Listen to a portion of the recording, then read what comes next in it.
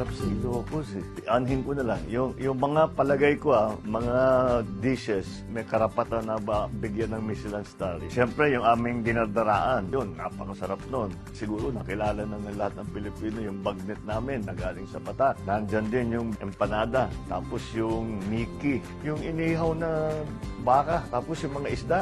Yung iba, mahilig sa puro mga kilawin. Masyadong marami. I'm sure may magrereklamo sa akin na hindi ko nasama yung kanilang pagkain. Pero ang daming masarap na pagkain. Basta't magandang presentation, maayos ang pagkagawa. Pwede mag-Michelin star.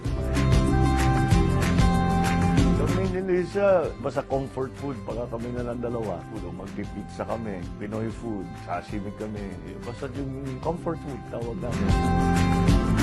Hindi ko makalimutan, nung nasa London sila, darating kami doon, punta sila sa amin. Siyempre, laging pagdating niyan, malamig, kadalasan umuulan, kaya masaka at inalamig ka. Naku, hinahanap talaga nila dalawa, sinigang na baboy at saka yung puchero para magpainit ng katawan. I think it's still their favorite, it's their comfort food now. Yung mga go-to yan.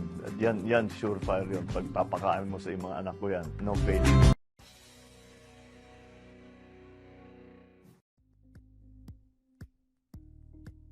Thank you for watching Politico TV. Please like and subscribe to our channel for more videos.